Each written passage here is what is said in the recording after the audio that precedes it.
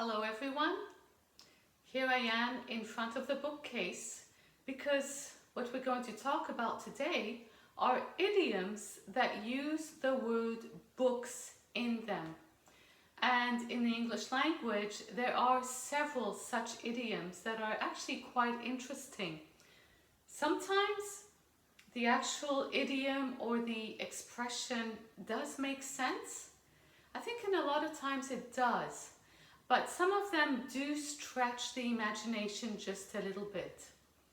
So do you enjoy reading? Do you enjoy books?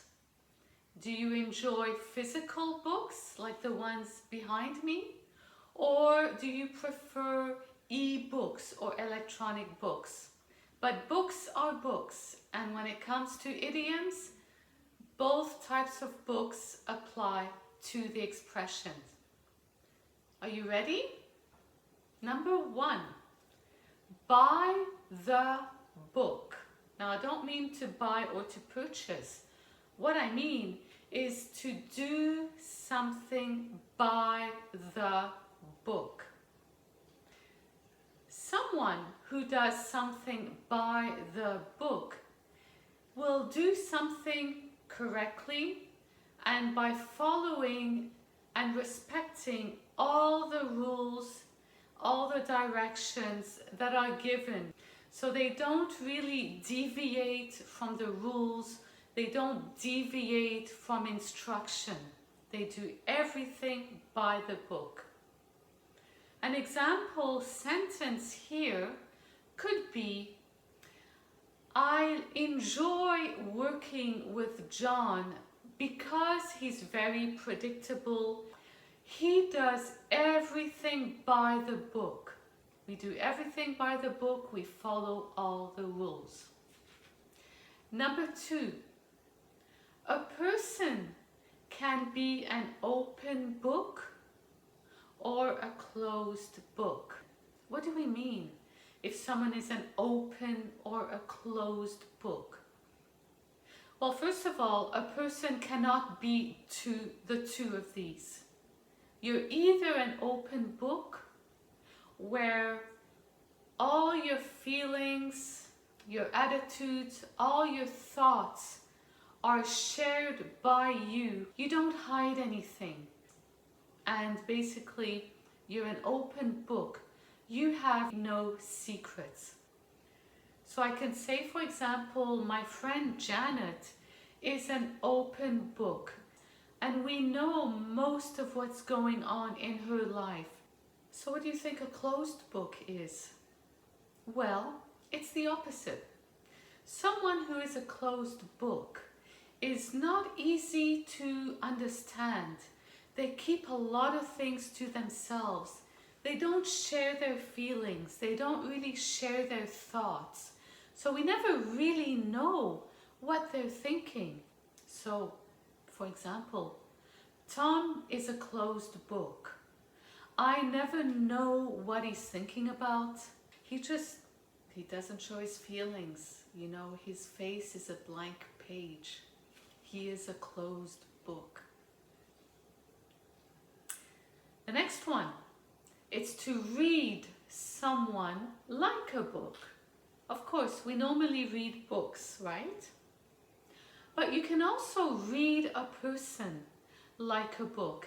It's a little bit similar to the expression to be an open book in a way. It's because this is a person who you know that person very well. You always know what they're thinking. You can predict what they're going to say or how they're going to react because you know that person so well. So you can read that person like a book. I like that expression.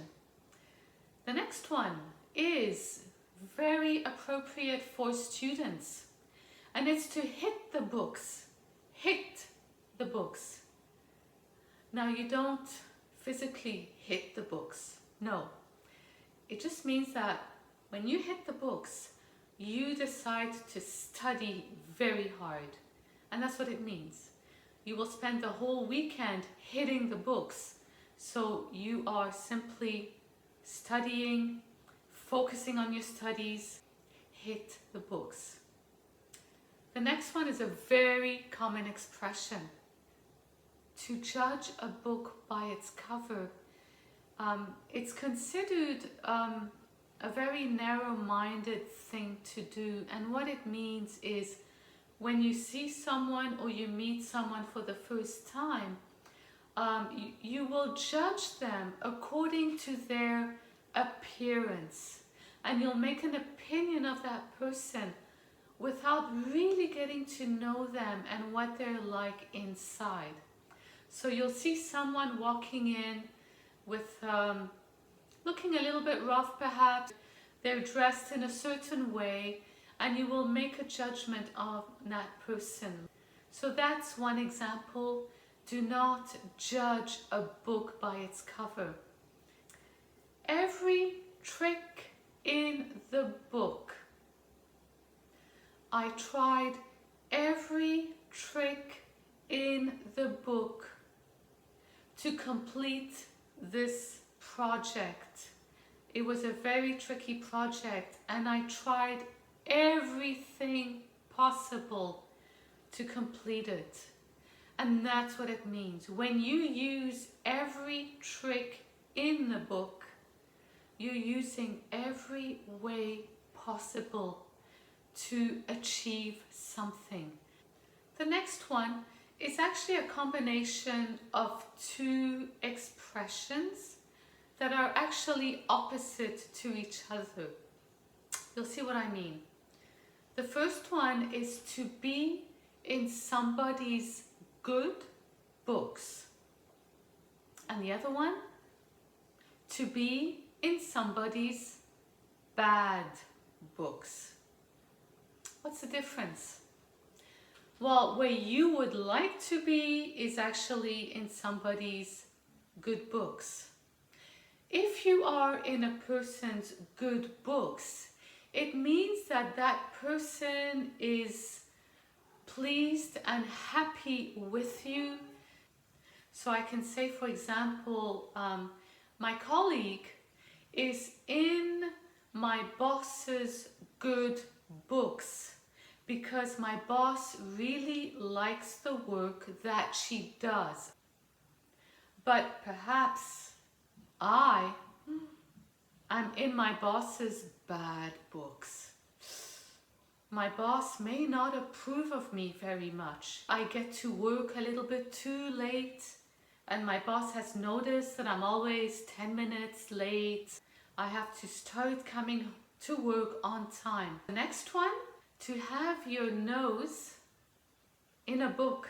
It's almost actually a literal meaning, because someone who has their nose in a book, they are reading, their nose is in a book, and they're so involved in the book that they're reading, and they're enjoying it so much that they're hardly aware of anything else that's happening around them. They're oblivious to it.